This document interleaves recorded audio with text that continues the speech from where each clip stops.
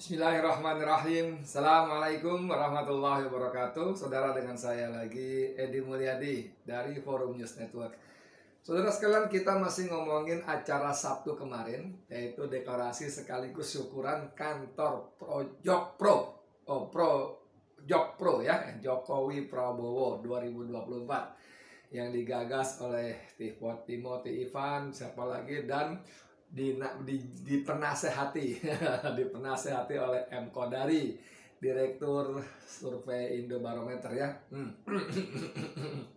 Kemarin saya sudah buat satu podcast tentang ini dan saya lebih menyoroti pada peran intelektual dalam dalam situasi yang seperti sekarang, yang seharusnya sebagai intelektual dia menggunakan kemampuan keilmuannya untuk memberikan solusi-solusi positif, memotret persoalan dengan objektif, dengan clear, dengan jernih, tanpa ya objektif sih tentu tidak mungkin lah, pasti ada unsur-unsur subjektivitasnya, tapi bagaimana dia memotret apa adanya, melihat dengan terang dengan kacamata yang jernih, clear, bahwa kondisi negara begitu berantakan, amburadul segala macam, dan yang lebih penting lagi mampu memotret bagaimana kinerja Joko Widodo selama 6 tahun terakhir menjelang 7 tahun. Indonesia telah menjadi sebuah negara yang lendak, katanya, bebek lumpuh, tidak bisa apa-apa, ekonomi jeblok ke bawah, hukum tajam ke bawah, tumpul ke atas, tajam ke oposan, lemah gemulai lunglai kepada istana dan gerombolan dan seterusnya dan sebagainya. Tapi hal-hal seperti ini tidak kelihatan oleh kacamata seorang Muhammad Kodari yang saya pikir dia adalah intelektual yang saya pikir. Tapi oke lah, itu masing-masing punya pilihan, semua masing-masing punya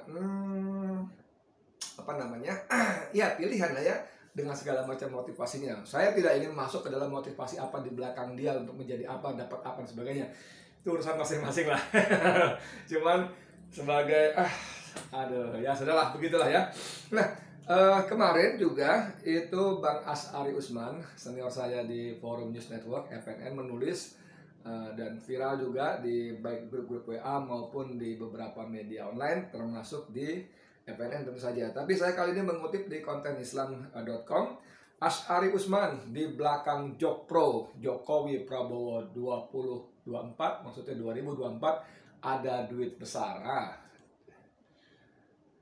Asyari Usman, di belakang Jokpro, Jokowi Prabowo 2024, ada duit besar. Oke, saya bacakan saja. Hari ini, maksudnya kemarin, Sabtu 19 Juni 2021, diresmikan komunitas Jokowi Prabowo 2024.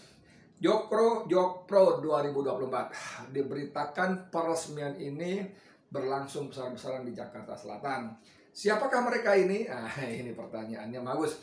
Mereka adalah sekelompok relawan yang akan mendukung Jokowi 3 periode. Sekelompok relawan yang akan mendukung Jokowi 3 periode dengan Wapres Prabowo Subianto.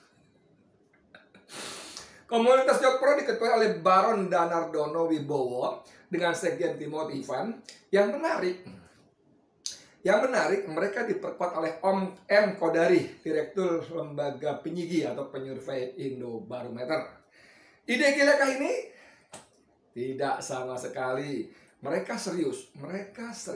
Saudara, saya ulang lagi, mereka tidak ide gila, mereka serius. Banyak yang menduga di belakang Jokpro 2024 ini ada duit besar.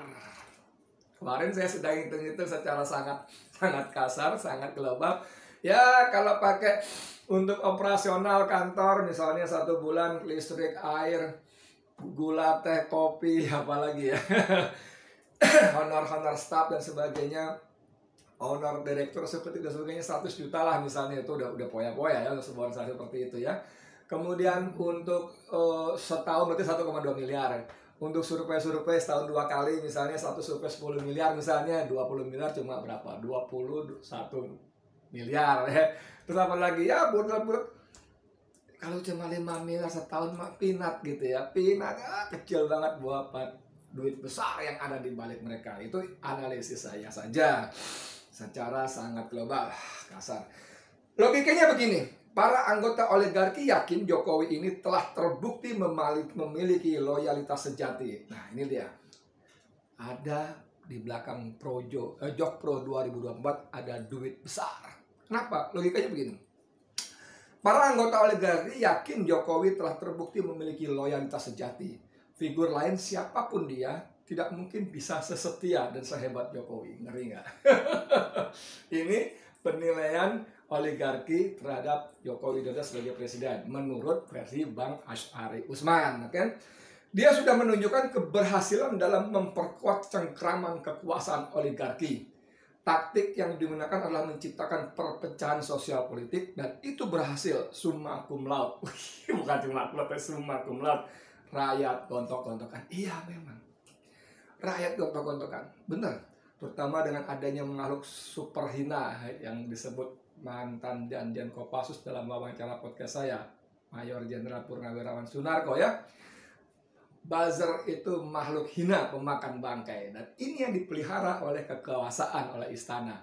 Ada anggaran khusus resmi dari APBN melalui lembaga-lembaga Kementerian Keuangan. Melalui kementerian lembaga-lembaga.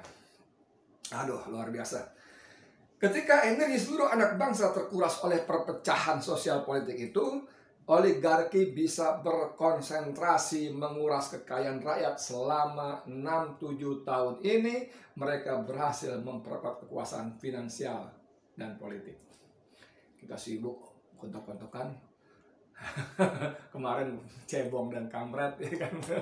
Sekarang rekan-rekannya kadrun sama Bani Bipang.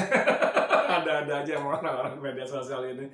Dulu kadrun Bipang cebong kampret, sekarang kadrun Bani Bipang. Tapi sebetulnya pelebelan kadrun ini salah besar, ya.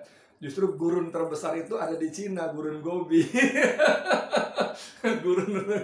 Jadi kasus kadrun itu mereka juga sebetulnya. Tapi mana mereka mikir, mereka nggak punya otak. Seperti kata siapa namanya, Rocky Gerung, mereka IQ-nya 200 tapi satu kolam rame-rame. Ngeri nggak? Ketika seluruh energi anak bangsa terkuras oleh perpecahan sosial politik itu, oligarki bisa berkonsentrasi menguras kekayaan rakyat. Selama 6-7 tahun ini mereka berhasil memperkuat kekuasaan finansial dan politik. Nah, kita aja yang bego, rakyat pada berantem masing-masing ya sendiri-sendiri. Tetapi misi ini belum selesai. Masih banyak target yang belum tercapai. Para anggota oligarki ingin mission accomplished. Misi selesai. Total, tuntas maksudnya begitu ya. Untuk menyelesaikan misi ini diperlukan waktu tambahan. Injury time kalau main bola, ya. Karena itu Jokowi 3 periode akan mereka perjuangkan habis-habisan. Masih ada beberapa target yang belum tercapai, saudara. Karenanya mereka perlu Jokowi 3 periode. Tetapi mengapa Prabowo Subianto atau PS yang mereka dudukkan sebagai wapres untuk mendampingi Jokowi? Nah, menarik kan? Hitung-hitungannya sederhana. Prabowo dianggap bisa menenteramkan oposisi. Meskipun anggapan ini totally senseless, gak nyambung sama sekali. Jaka sembung bawa golok, nggak enak ya. Jaka sembung naik ojek gitu aja ya, nggak nyambung Jack. Kalau jaka sembung bawa golok nggak nyambung, kan nggak enak dong, nggak enak lah ya. Selain itu, apa yang akan terjadi? Indonesia dalam kondisi berat, tumpukan utang mulai mencekik. Kalaupun Prabowo yang dianggap punya nasionalisme tinggi itu naik menjadi presiden pada 2029 dalam usia 78 tahun, dia tak akan bisa berbuat banyak. Meskipun tidak seluruh utang itu harus dibayar sekaligus, ruang gerak Presiden Prabowo sangat sempit pada 2029 maksudnya, ya. Tentu saja kalau umurnya masih ada. Siapa yang tahu umur kita? Hari ini ngomong begini begitu, besok tiba-tiba dipanggil yang maha kuasa. Dengan berbagai segap, nggak harus nunggu besok lah, sebentar lagi bisa ada hitungan detik bahkan, ya. Who knows?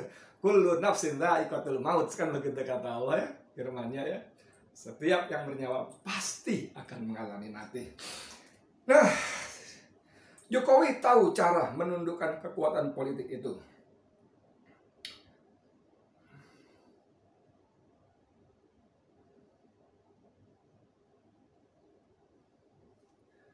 Oke, selanjutnya RRC Cina sudah menancapkan kuku di negeri ini. Proyek-proyek dan utang dari mereka akan menyandera Indonesia selama puluhan tahun berikutnya. RRC akan hadir secara fisik dalam jumlah yang sangat besar. Anda masih ingat wawancara saya dengan teman SMA saya yang selesai bertugas di Marinir hanya sebagai PLT? Dia melihat langsung bagaimana mengerikannya Cina bergelombang masuk ke negeri ini. Dan Anda juga masih yang terbaru, belum lama saya wawancara dengan Ruslan Buton, Kapten Ruslan Buton yang pernah menjadi komandan kompi penjagaan di perbatasan di wilayah Maluku Utara sana. Dia tahu persis dan konon kita bisa menduga dia dipecat secara tidak hormat karena justru menangkap TKA Cina yang berkeliaran di kampung-kampung itu ya. Walaupun ada dalil lain, kasus-kasus lainnya yang ditunjukkan. Kemudian lagi, Cina akan hadir secara fisik dalam jumlah yang sangat besar. Sejalan dengan itu, konstelasi geopolitik dunia akan berubah drastis karena Cina akan menjadi superpower Asia. Amerika Serikat masih tetap sebagai superpower dunia, tetapi tidak kuat lagi di Asia. Cina akan menjadi tanda kutip pemilik kawasan ini, kata Bang Asy'ari Usman. Itulah roadmap, peta jalan yang sedang diperjuangkan oleh oligarki domestik lewat Jokowi 3 periode. Tidak mudah, tetapi bukan mustahil. Mengubah pasal 7 Undang-Undang 1945 agar presiden bisa 3 periode sangat mungkin dilakukan. Sebab semua kekuatan politik kecuali segelintir masih bisa dikendalikan oleh Jokowi. Kan konstitusi hanya menyebut presiden 2 periode. Ini sudah dijawab oleh Bang Asy'ari Usman, bos. Sudah dijawab bahwa dengan penguasaan parlemen, kekuatan sosial, penguatan politik di parlemen, partai-partai dikuasai, dikendalikan semua, mengubah pasal 7 bukan satu hal yang mustahil. Karena hampir semua kekuatan politik sudah dalam genggaman kooptasi Joko Widodo. Jokowi tahu cara menundukkan kekuatan politik di sini, dan para anggota oligarki yang hampir pasti akan berkolaborasi dengan RRC siap menyediakan cara itu, cara tanda kutip. Apa? Duit besar. Anda masih ingat Bambang Susatyo, ketua MPR yang pernah mengatakan bahwa sediakan uang 1 triliun maka partai bisa dikuasai. Iyalah, 1 triliun buat oligarki 1 triliun ya. Kalau dia perlu sekarang ada berapa? 11 partai. Dia perlu 6 partai. Nggak usah 6 partai ya. Suara lah ya. 540 anggota dewan. Dia perlu 300 suara. Aduh. Itu kecil, bos. Katakanlah sekaligus lah dari 11 partai dia perlu 6-7 partai deh. Cuma 6-7 triliun, bos, kecil. Untuk Indonesia, kue lezat besar menggemaskan gitu loh. Menerbitkan saudara, ayo kita bagi-bagi, lu belas ini, gue belas ini, lu belas sama ya, yang ini buat dia. Aduh, Anda bisa bayangkan nggak kalau analisis Bang Asy'ari Usman ini benar? M. Kodari dan gerombolannya membuat Jok Pro ini menjadi alat bagian dari mewujudkan kepentingan oligarki yang dalam podcast sebelumnya sudah saya singgung dengan sangat sedikit. Ngeri banget.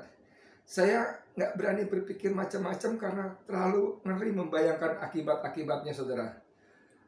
Astagfirullahaladzim, sampai seperti itu ya. Nah, gini, terkait hal itu, Said Didu menulis tweet, ya, mencuit dalam Twitternya, terkait 3 periode ini, sepertinya mereka sedang menyiapkan. Nah, ini masuk nih. 1, survei.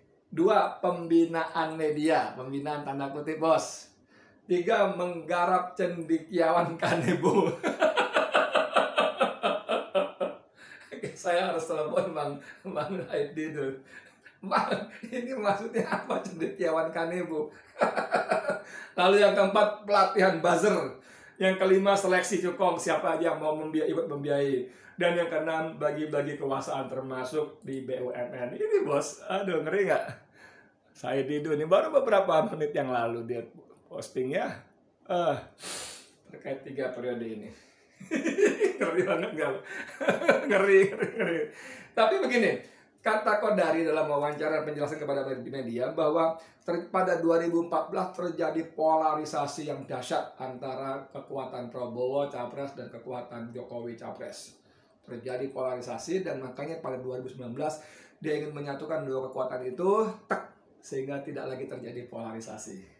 Qadaril lupa, sengaja lupa, atau pura-pura blow on gitu loh, bahwa pengikut Prabowo, pendukung Prabowo udah sebagian besar, udah ngilang semua bos. Begitu dia masuk kolam juga begitu naik dia naik komuter dari Lebak Bulus ke Tamrin, pendukung Prabowo udah hilang semua. Begitu dia makan nasi goreng di mana namanya di Teguh. Jadi Qadaril dan kawan-kawan sepertinya berhalusinasi gitu loh, bahwa sepertinya kalau Prabowo nempel ke Jokowi maka para pendukungnya akan ikut semua. Enggak ada. Pendukungnya paling top ya cuma Gerindra aja, itu pun belum tentu solid. Tapi tanya emak-emak, sumpah serapah, caci maki, hujatan bisa bersemburan dari mereka karena mereka orang-orang yang paling besar perjuangannya, dukungannya kepada Prabowo Sandi pada waktu itu. Jadi Qadaril sepertinya berhalusinasi, atau memang dia tidak peduli itu. Mustahil orang sepintar dia, sepandai dia tidak tahu, mustahil. Kecuali tadi seperti Bang Asari, ada uang besar di balik mereka, ya kan? Untuk ketidaktahuan itu ada upah, ada harga dan sebagainya, ya. Jadi kata Said Didu, asumsi yang digunakan Mas Qadaril pasangan Prabowo Jokowi adalah untuk menyatukan pendukung. Mungkin beliau perlu survei. Mungkin beliau perlu survei apakah pendukung Prabowo masih mendukung beliau sejak beliau bergabung dengan Jokowi. Ini sopan nih kalimatnya Bang Said Didu ya. Mendukung beliau sejak beliau bergabung pada Jokowi, ya sopan. Mungkin beliau juga salah bahwa semua yang kritisi Jokowi adalah pendukung Prabowo. Itu juga. Ini kalimat penting saudara. Karena faktanya sebetulnya mereka dulu mendukung Prabowo bukan karena Prabowo. Gitu loh. Sebagian besar saya berani menduga, kalaupun tidak sebut memastikan, sebagian besar pendukung Prabowo adalah bukan Prabowo. Tapi apa? Mereka mendukung Prabowo supaya Jokowi tidak jadi. Gitu loh. Karena waktu itu lawannya adalah Prabowo. Kalau misalnya nih, mohon maaf ya, saya pinjam nama orang. Misalnya Tukul Arwana maju menjadi pesaing Jokowi, bisa sangat mungkin mereka mendukung Tukul Arwana karena jangan Jokowi. Karena kerusakan yang dibuat pada satu periode ini sebelumnya sungguh-sungguh mengerikan. Makanya orang berbondong-bondong mendukung Prabowo. Yang penting ABJ, asal bukan Jokowi. Kalau udah calon maju bisa jadi calon yang didukung. Jadi ya itu dia, makanya saya sebagai orang awam merasa sangat sedih, prihatin, miris bagaimana seorang intelektual semacam Qadaril bisa menafikan fakta-fakta semacam ini hanya demi gitu kan, hanya demi apa saya nggak tahu deh ya. Tapi kata siapa tadi, Said Didu, ada bagi-bagi kekuasaan termasuk jabatan komisaris. Saya nggak tahu apakah ada calon partai, kita tunggu saja beberapa waktu ke depan ya. Ya ampun. Sampai seperti itunya kah? Saudara sekalian, tapi dalam Don Adam itu punya solusi mengatasi, cara yang bagus untuk mengatasi keterbelahan polarisasi tadi. Kata Don Adam, cukup dengan PT 0%. Presidential threshold 0%, pembelahan publik akan turun drastis. Jangan ada lagi dua pasang calon yang bertanding sejak awal, maksudnya gitu ya.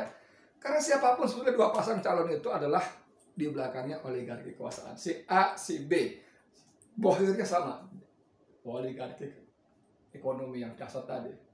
Si A menang, mereka yang menang.